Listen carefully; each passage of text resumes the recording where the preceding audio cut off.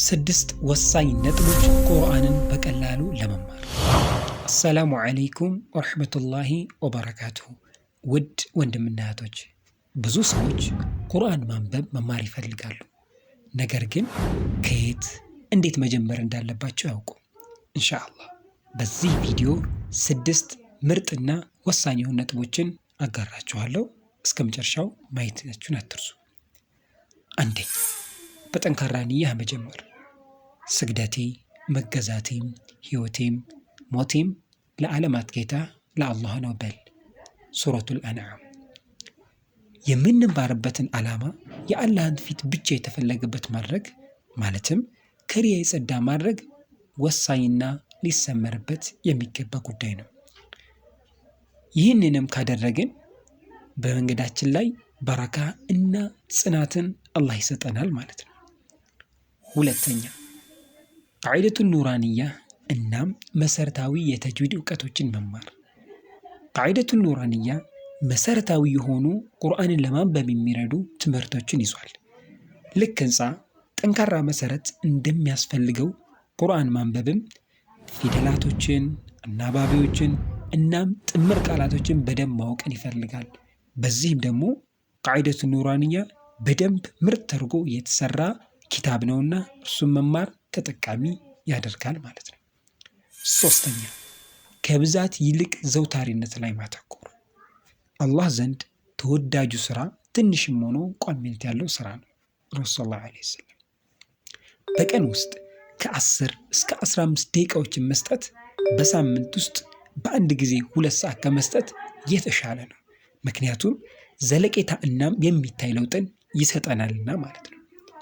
አራተኛ፣ ማዳመጥ እናም አስመስሎ መደጋገም። ፍጥነት የሌላቸው ረጋ ብለው የሚቀሩ ቃሪዎችን ማዳመጥ ይበልጡኑ ተጠቃሚ ያደርጋል። የተለያዩ የተጅዊድ ህግጋቶችን እና የፊደላትን አወጣጥ ሳንረዳው ተግባር ላይ እንድናውለው ይረዳናል። በጥሞና ስናዳምጥ አእምሯችን ከመገዘሙ በፊት ምላስ ድምፁን ይማራልና። አምስተኛ፣ ኡስታዝ ጋር መቅራት እናም አጋዥ ቪዲዮዎችን መመልከት። የሚቻል ከሆነ በአካል ካልሆነም ደግሞ በኦንላይን አማራጮች ኡስታዝ ጋር ቁጭ ብለው መማር ወሳኝነት አለው። ምክንያቱም ከኡስታዞች የሚገኙ አስተያየቶች ስህተቶቻችንን በጊዜ ለማረም ይረዳናልና ማለት ነው።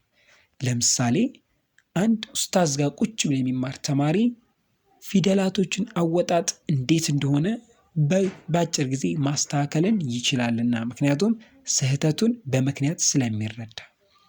ስድስተኛ፣ ዱዓ ማድረግና ሰብር። ጌታዬ ሆይ እውቀትንም ጨምርልኝ በል።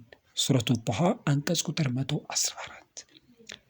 ይህ ንግግር ለረሱል ሰለላሁ ዐለይሂ ወሰለም የተባለ ነው፣ እኛንም ያካታልና እሳቸው እንዲህ ከተባሉ ለእኛ ደግሞ በሰፊው ነው የሚገባን። ስለሆነ ሁሌም አላህን እውቀት እንዲጨምርልን ዱዓ ልናደርግ ይገባናል። በእያንዳንዱ እንቅስቃሴያችን ባታገለን ነገር ላይ 2 ሽልማትን ይዞልን እንደሚመጣም ማስታወስ ወሳኝነት አለው።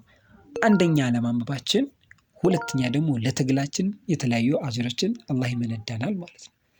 መረሳት የሌለበት ነገር ቢኖር ግን ቁርአንን መማር የህይወት ዘመን ስራ እንጂ በሩጫ የሚከወን ተግባር አለመሆኑን ነው። ኸይረን በዚህ እናጠናቅቃለን።